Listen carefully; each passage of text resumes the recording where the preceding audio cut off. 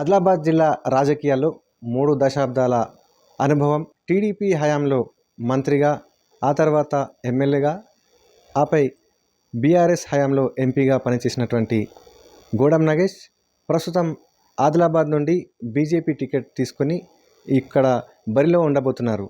అయితే ఆదిలాబాద్ జిల్లాలో మరి ఈ యొక్క పార్లమెంటు పరిధిలో బీజేపీ ప్రస్థానం ఎలా ఉంది, మరి ఇక్కడ ఈ పార్లమెంట్ ఎన్నికల్లో బీజేపీ వ్యూహం ఎలా ఉండబోతుందనేది ప్రస్తుతం మనతో పాటు ఆదిలాబాద్ బీజేపీ ఎంపీ అభ్యర్థి గూడెం నగేష్ గారితో ఉన్నాం. సార్, ఇప్పుడున్నటువంటి పరిస్థితుల్లో మీకు బీఆర్ఎస్ నుంచి రాగానే మీకు బీజేపీలో ఈ యొక్క టికెట్ ఇవ్వడం పట్ల మీరు ఎలా ఫీల్ అవుతున్నారు? భారతీయ జనతా పార్టీ జాతీయ నాయకత్వం నన్ను ఆహ్వానించి పార్టీలో చేర్చడమే కాకుండా ఈరోజు ఆదిలాబాద్ పార్లమెంటరీ నియోజకవర్గానికి భారతీయ జనతా పార్టీ అభ్యర్థిగా ప్రకటించారు. ప్రథమంగా జాతీయ నాయకత్వానికి, భారతీయ జనతా పార్టీ రాష్ట్ర నాయకత్వానికి కృతజ్ఞతలు తెలియజేస్తూ చాలా సంతోషంగా నేను ఫీల్ అవుతా ఉన్నా. విత్ ఇన్ షార్ట్లీ నన్ను వాళ్ళు ఆహ్వానించడమే కాకుండా ఈరోజు భారతీయ జనతా పార్టీ ఆదిలాబాద్ పార్లమెంటరీ నియోజకవర్గానికి భారతీయ జనతా పార్టీ అభ్యర్థిగా ప్రకటించినందుకు చాలా సంతోషంగా, గర్వంగా ఫీల్ అవుతా ఉన్నాను. పార్లమెంట్ పరిధిలో 4 బీజేపీ స్థానాలు గెలుపొంది ఉన్నారు. 2 బీఆర్ఎస్, 1 కాంగ్రెస్ ఉంది. ప్రస్తుతం ఇక్కడ రాష్ట్రంలో కాంగ్రెస్ పార్టీ అధికారంలో ఉంది. అయితే ఈ యొక్క పార్లమెంట్ ఎన్నికల్లో మీ వ్యూహం ఎలా ఉండబోతుంది? మొన్న జరిగినటువంటి ఎన్నికల్లో 4 అసెంబ్లీ సెగ్మెంట్లు గెలవడమే కాకుండా 4,30,000 ఓట్లు ఈ సెగ్మెంట్లో రావడం జరిగింది. దానికంటే ముందు కూడా స్థానిక సంస్థల్లో గణనీయమైనటువంటి ఓట్ల శాతం పెరగడం, 2019లో కూడా పార్లమెంటు స్థానాన్ని గెలుచుకోవడం జరిగింది. సరే, ఎందుకంటే ఈరోజు దేశంలో ప్రధాని గారి యొక్క, మోడీ గారి నాయకత్వంలో గత 10 సంవత్సరాలుగా మరి అనేకమైనటువంటి కార్యక్రమాల చేత ఈ దేశానికి భారతీయ జనతా పార్టీ కావాలి, మోడీ గారి నాయకత్వం కావాలని చెప్పేసి ప్రజలందరూ కూడా కోరుతూ ఉన్నారు. కాబట్టి ఇక్కడ స్థానికంగా రాష్ట్రంలో కాంగ్రెస్ పార్టీ ఉన్నంత మాత్రాన వాళ్ళకు దేశవ్యాప్తంగా అసలు ఏ రాష్ట్రంలో కూడా డబుల్ డిజిట్ సాధించే పరిస్థితి లేదు. ఇక్కడేదో అధికారంలో ఉన్నాం కదా, ఏదో 4 మాటలు మాట్లాడి కాళ్ళు చేతులు కొట్టుకొని ఏదో చేస్తే కొన్ని వస్తాయని చెప్పేసి మాత్రము ప్రయత్నం చేస్తూ ఉన్నారు. వాళ్ళ యొక్క ప్రయత్నము, వాళ్ళ యొక్క ఆశలు, ఆడే ఆశలు ఆయక తప్పదు. ఎందుకంటే ఒక పక్కనేమో మోడీ గారు ప్రధానిగా, ఇండియా కూటమిలో ఎవరు ప్రధాని అభ్యర్థి ఇప్పటివరకు తేల్చినటువంటి పరిస్థితి. కాబట్టి మాకు ఇక్కడ పెద్ద సమస్య ఏం కాదు. స్థానికంగా రాష్ట్ర ప్రభుత్వం మరి ఇక్కడ కాంగ్రెస్ పార్టీలో కూడా మాకు ఎలాంటి సమస్య ఉత్పన్నం కాదు. గతంలో మీ తండ్రి మంత్రిగా, ఆ తర్వాత మీరు మంత్రిగా, ఆ తర్వాత ఎమ్మెల్యేగా, ఎంపీగా కూడా పనిచేసినటువంటి అనుభవాలు ఉన్నాయి. అయితే ఈ పార్లమెంట్ పరిధిలో ఇప్పటివరకు మీ హయాంలో ఏమేమి అభివృద్ధులు చేశారు, ఇంకా ఏం చేయాల్సి ఉంది, మరి ప్రజలు ఏం కోరుకుంటున్నారు? మా తండ్రి గారి ప్రస్తావన తీసుకొచ్చారు కాబట్టి 85 నుంచి 89 వరకు నాన్నగారు మంత్రిగా, 89 నుంచి 94 వరకు కూడా ఆయన గౌరవ శాసనసభ్యునిగా పనిచేశారు. నిజంగా వారి హయాంలో ఒకసారి ఆలోచిస్తే ఆదిలాబాద్ అయినటువంటి ఆదివాసులకు అన్ని రకాలుగా ఇళ్ల విషయంలో కావచ్చు, మైనర్ ఇరిగేషన్ విషయంలో కావచ్చు, లేకపోతే పండ్ల తోటల విషయంలో కావచ్చు, ప్రధానంగా రాష్ట్రం ఉన్నటువంటి 29 శాఖలలో ప్రత్యేకంగా గిరిజనులకే ఉద్యోగ అవకాశాలు కల్పించాలని చెప్పేసి ఆ రోజు ఎన్టీఆర్ గారి ప్రభుత్వంలో వారు జీవోలు తీసుకురావడం. మనం 1000 పోస్ట్ ఉపాధ్యాయులు అంటూ ఉన్నాం. 1000 కంటే 2000, 3000 ఉన్నాయి. అదొక ఫిగర్, ఒక జీవోలు మాత్రమే ఉంది. కానీ అట్లా అనేక డిపార్ట్మెంట్స్లో సెరికల్చర్ కావచ్చు, హార్టికల్చర్ కావచ్చు, ఫారెస్ట్ కావచ్చు, ఏ డిపార్ట్మెంట్ తీసుకున్నా అనేకమైనటువంటి ఉన్నాయి. ఆ రోజు గుడిసెల్లో బతుకున్నటువంటి వాళ్ళందరినీ కూడా ఒక నీడనిచ్చినటువంటి ఆ రోజు.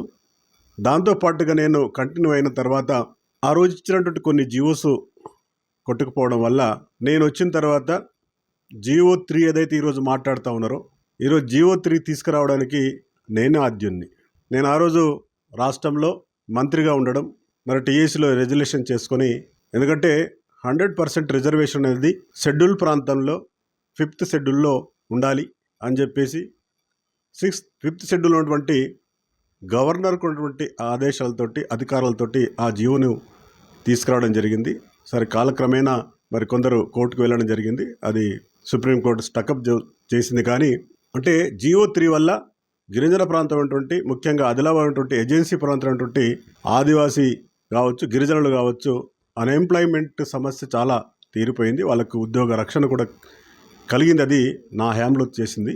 అదే కాకుండా పేసా ఏదైతే ఉందో 1996లో పేసా యాక్ట్ని తీసుకొచ్చే దాంట్లో కూడా నేను ఆ రోజు మంత్రిగా, ఆ సెంట్రల్ యాక్ట్ అయినా మేము స్టేట్స్కి అన్వయిస్తూ తీసినటువంటి చట్టం.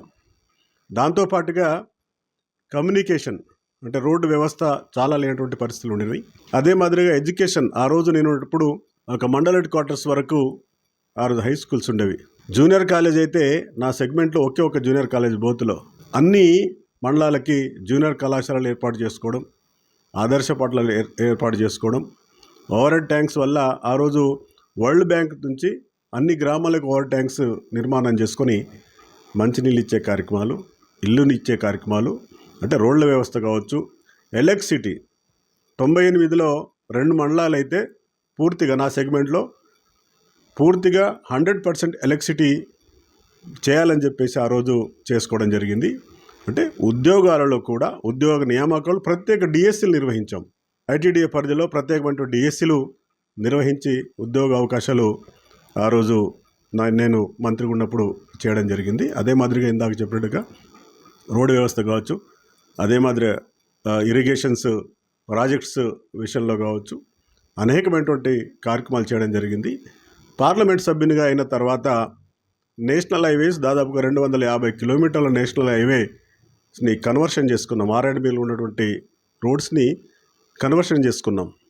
అదే మాదిరిగా ఇంటర్ స్టేట్ కనెక్టివిటీ రోడ్స్ కింద 315 కోట్ల రూపాయలు తీసుకురావడం, సెంట్రల్ రోడ్ ఫండ్ కింద కూడా అనేకమైనటువంటి నిధులు తీసుకురావడం, పిఎంజేఎస్వై నిధులతో కూడా అనేకమైన రోడ్స్ తీసుకురావడం జరిగింది.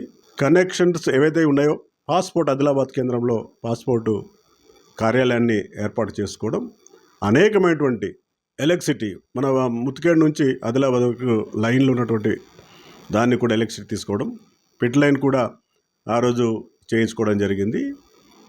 ఆ రోజు ఉన్నటువంటి రాష్ట్ర ప్రభుత్వంతో మేము 50-50 కాస్ట్ షేరింగ్ కింద ఆర్మూర్ ఆదిలాబాద్ దాన్ని కూడా బడ్జెట్లో కేటాయించడం జరిగింది. కానీ joint venture state government railway బోర్డుకి లేకపోవడం వల్ల అది అలాగే ఆగిపోయి ఉండే. అయినా గత 3-4 మంత్స్ బ్యాక్ సెంట్రల్ గవర్నమెంట్ నేరుగా స్టేట్కి సంబంధం లేకుండా పటాన్ చెరు టు ఆదిలాబాద్ వాయా ఆర్మూరు అని చెప్పేసి 5,204 కోట్ల రూపాయలతోటి ప్రతిపాదనలు చేసుకోవడం జరిగింది. ఇంకా కొన్ని ఉన్నాయి, వాటినంటే కూడా ఎందుకంటే గతంలో నేను వేరే పార్టీ నుంచి మరి ఎంపీగా ఉన్నప్పటికీ కూడా రోడ్స్ విషయంలో ఎక్కువగా ప్రాధాన్యత ఇచ్చి ఈ జిల్లాకి ప్రధానంగా రోడ్స్ కనెక్టివిటీ కావాలని చెప్పేసి తీసుకురావడం జరిగింది. అంటే ఆ రోజు మంత్రిగా కావచ్చు, అంటే శాసనసభ్యునిగా కావచ్చు, అదే మాదిరిగా పార్లమెంట్ సభ్యునిగా కావచ్చు అనేకమంది కార్యక్రమాలు చేసుకున్నాం. నేను కార్పొరేషన్ చైర్మన్గా కూడా ఉన్నాను, జీసీసీ కార్పొరేషన్ చైర్మన్లో. ఆ రోజు పూర్తిగా మైనస్లో దాదాపుగా 21 కోట్ల మైనస్లో ఉంటే దాన్ని బిజినెస్ పెంచేసేసి దాదాపుగా 120 కోట్ల యొక్క లాభాలకి ఆ 3 సంవత్సరాలు ఆ రోజు తీసుకురావడం జరిగింది. అంటే జీసీసీకి ఉన్నటువంటి మైనర్ ప్రైవేట్ ప్రొడ్యూస్ని ఎక్కువగా చేసుకోవడం, అదే మాదిరిగా మరి ఏదైతే గిరిజనులకి ఉన్నటువంటి వాళ్ళు తీసుకున్నటువంటి ఉత్పత్తులు చేసిన వాటిని సేకరించడంతో పాటు మంచి మద్దతు ధర ఇవ్వడంతో పాటుగా మిడిల్ వెల్ లేకుండా నేను చైర్మన్గా ఉన్నటువంటి సందర్భంలో నేరుగా వెళ్ళి వీళ్ళే తీసుకున్నట్టుగా డిపార్ట్మెంటే తీసుకున్నట్టుగా చేసుకోవడంతో పాటుగా సేల్స్మెన్స్ ఎవరైతే ఉన్నారో ఎప్పుడైతే డిఆర్స్ డైలీ రిక్వైర్మెంట్స్ ఇవన్నీ డిఆర్స్ ఇస్తూ ఉంటారో ఒక 2-3 రోజులు షాప్ ఓపెన్ చేసుకొని వెళ్ళిపోవడం జరిగేది. కానీ నేను ఆ విధంగా కాకుండా నువ్వు గవర్నమెంట్ ఎంప్లాయ్ 10 గంటల నుంచి 5 గంటల వరకు షాప్లో ఉండు, మనకు ఏదైతే మేము పంపిస్తున్నామో అవన్నీ కూడా నువ్వు సేల్ చేయని చెప్పి చెప్పడం చేతనే ఆ 3 సంవత్సరాల్లో 120 కోట్ల యొక్క లాభాలు కూడా ఆ రోజు జీసీసీలో రావడంతో పాటుగా తీసుకురావడంతో పాటుగా జీసీసీ ఎంప్లాయీస్కి పిఆర్సీ కూడా ఇవ్వడం జరిగింది. దానివల్ల అంటే ఏదైతే మన జిల్లాకు సంబంధించినటువంటి కాకుండా రాష్ట్రానికి సంబంధించినటువంటి అనేకమైనటువంటి ఆదివాసులు కావచ్చు, గిరిజన సమస్యలు కావచ్చు, లేదా మొత్తం జిల్లాకు సంబంధించినటువంటి విషయంలో కూడా మరి సమగ్రమైనటువంటి అభివృద్ధి కోసం పాటుపడినటువంటి విషయాన్ని ఈ సందర్భంగా నేను గుర్తు చేస్తూ ఉన్నాను. ఎంపీ అభ్యర్థిగా మిమ్మల్ని గుర్తించిన తర్వాత మిగతా ఏదైతే ఆశావాహులు ఏదైతే ఉన్నారో వారు కొంత అలక చెందినటువంటి పరిస్థితి నెలకొంది. అయితే ఇప్పుడు మీరు పార్లమెంట్ పరిధిలో అన్ని గ్రామాల్లో కూడా పర్యటిస్తూ ప్రచారం నిర్వహిస్తున్నారు. అయితే ఈ అలక చెందిన నాయకులందరూ కూడా మళ్ళీ మీకు సహకరిస్తున్నారా? వాస్తవమే. ఎందుకంటే ప్రతి ప్రాథమిక కార్యకర్త, భారతీయ జనతా పార్టీకి చెందిన ప్రాథమిక కార్యకర్త కూడా హక్కు ఉంటుంది. దరఖాస్తు చేసుకోవడం సహజం, చేస్తారు.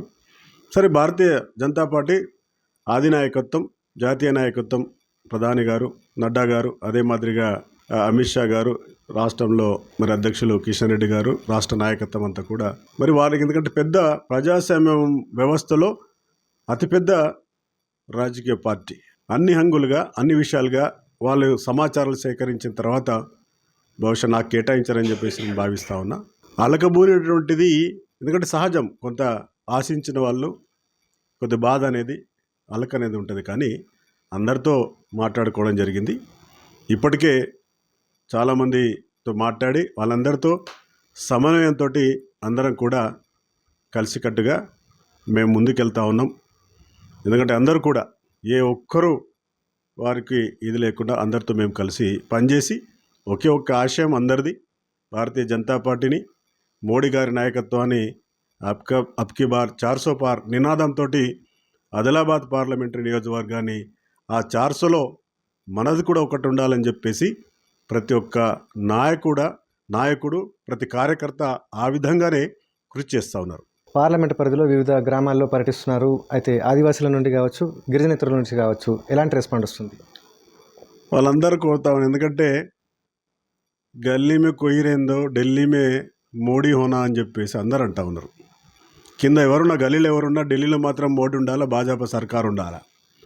ఇక్కడ రాష్ట్రానికి సంబంధించి ఎలక్షన్స్ అయిపోయినాయి. ఏదో తప్పుడు వాగ్దానాలతో ఏదో రకంగా కాంగ్రెస్ వాళ్ళు గెలిచారు, అంతే, అయిపోయింది. ఇప్పుడు దేశం కోసం ఈరోజు మోడీ గారు కావాలని ఇందాకనే చెప్పడం జరిగింది. కాంగ్రెస్ పార్టీకి కావచ్చు, ఇండియా కూటమికి కావచ్చు, వాళ్ళకి ఎక్కడ కూడా వాళ్ళకి మెజార్టీ వచ్చే పరిస్థితి లేదు. ప్రజలందరూ కూడా చాలా తెలివైన వాళ్ళు. ఎందుకంటే ఎవరు ఎక్కడ ఉంటే బాగుంటుంది అనేది వాళ్ళు నిర్ణయిస్తారు. కంపల్సరిగా దేశంలో మోడీ గారే ఉండాలి, అదే మాదిరి భారతీయ జనతా పార్టీ ఉండాలి. ఆ మోడీ గారి దాంట్లో భారతీయ జనతా పార్టీలో మా ఆదిలాబాద్ నుంచి ప్రతినిధిగా మీరుండాలని చెప్పేసి వాళ్ళే నేరుగా చెప్తా ఉన్నారు. ముగ్గురు కూడా బీజేపీ, బీఆర్ఎస్, కాంగ్రెస్ 3 పార్టీల నుంచి కూడా ఆదివాసీ అభ్యర్థులే ఉన్నారు. ముగ్గురులో కూడా పోటీ ఎలా ఉండబోతుంది? అంటే ఇక్కడ పార్టీల పైన పోటీలు ఉంటాయి, అభ్యర్థులకు కూడా కొంత ప్రభావం ఉంటుంది, కాదనలేం. ఎందుకంటే కానీ ప్రధానంగా అల్టిమేట్గా పార్టీ ఈరోజు దేశమంతా కోరుతా ఉన్నది భారతీయ జనతా పార్టీ కావాలి, మోడీ గారే కావాలి. మోడీ అయితేనే ఈ దేశం సురక్షితంగా ఉంటుంది, పరిపాలన బాగా జరుగుతుంది, అవినీతి లేనటువంటి రాజ్యం ఉంటుంది. లేకపోతే కుంభకోణాల రాజ్యాలు వస్తాయి, ప్రతిరోజు కుంభకోణాలు వస్తాయి అని చెప్పేసి అంటే ప్రధానంగా దాన్ని చేస్తారు. సరే, ఈరోజు అన్ని రాజకీయ పార్టీలు కూడా వాళ్ళ యొక్క వ్యూహాలతోటి ఆదివాసులని ఇవ్వడం జరిగింది. ఆదివాసులు మేమెంత 2 లక్షలు, మా అయితే 2 లక్షలు ఉంటాం. 16.5 లక్షలలో 2 లక్షలు మేము. ఎవరి ప్రాంతాలు, ఎవరి బంధుత్వాలు ఏ విధంగా ఉంటాయో ఆ విధంగా ఉంటాయి. ఎవరికి వేయాలనో వాళ్ళు వేస్తారు. కాబట్టి దాంట్లో పెద్ద ఇబ్బంది లేదు. ఎందుకంటే అనేకమైనటువంటి సామాజిక వర్గాలు ఉన్నాయి. దాదాపుగా 14.5 లక్షలు, ఈ 2 లక్షలు పోతే 14.5 లక్షలు ఇతర సామాజిక వర్గాల వారు. అందుకే నేనన్నా ఇక్కడ పార్టీలు, వ్యక్తులు ముఖ్యం కాదు, సామాజిక వర్గం ముఖ్యం కాదు. సరే, ఆ సామాజిక వర్గంలో కొంత ఎడ్జ్ ఉంటుంది. సరే, ముగ్గురాం కాబట్టి ఆ విధంగానే వాళ్ళు ఆలోచిస్తారు. ఎవరైతే బాగుంటుంది, ఎవరు గెలిచే ఛాయిస్ ఉంది, ఎవరు గెలిస్తే మనకు రాష్ట్రానికి, అదే మాదిరిగా జిల్లాకు మాకేం వస్తుంది. ఈరోజు పీవీటీజీకి ప్రధాని గారు, భారతీయ జనతా పార్టీ ప్రభుత్వం 24,000 కోట్ల బడ్జెట్ పెట్టారు. ఈ రోజుకి ఇంక పనులు జరుగుతూ ఉన్నాయి. ఎందుకంటే ఇప్పటి వరకు కూడా పీవీటీజీ, ప్రిమిటివ్ ట్రైబల్ గ్రూప్స్కి అసలు స్కీమ్ అంటూ ప్రత్యేకంగా లేదు. అలాంటి ప్రత్యేకత ఈరోజు తీసుకొచ్చినది. ఆ విధంగా అవన్నీ డెవలప్మెంటు, అదే మాదిరిగా సుస్థిరత ప్రజలు కోరుకుంటారు, కానీ డెవలప్మెంట్ని వద్దు, ఏమీ వద్దు అనే విధంగా కాకుండా అందరూ అన్ని రకాలుగా ఆలోచించి ఈరోజు వాళ్ళ యొక్క నిర్ణయాన్ని ప్రకటిస్తారు. ఆ నిర్ణయం భారతీయ జనతా పార్టీ పక్షానే ఉంటుంది. బీజేపీ ఎంపీ అభ్యర్థి గోడం నాగేష్ చెప్తున్నటువంటి పరిస్థితి. ఇక్కడ ఈ యొక్క పార్లమెంటు పరిధిలో మరి ప్రజలందరూ కూడా దేశం కోసమే పనిచేయాలి, దేశం కోసమే ఒక నాయకుడు కావాలి, ఆయనే ప్రధాని మోడీ అని మరి చెప్తున్నారని అయితే వారు చెప్తున్నారు. మొత్తం మీద ఈ యొక్క పార్లమెంటు పరిధిలో మాత్రం విజయం తనదే అని చెప్పేసి గోడం నాగేష్ ధీమా వ్యక్తం చేస్తున్నారు. ఆదిలాబాద్ జిల్లా నుండి శైలేందర్, ఏబీపీ దేశం.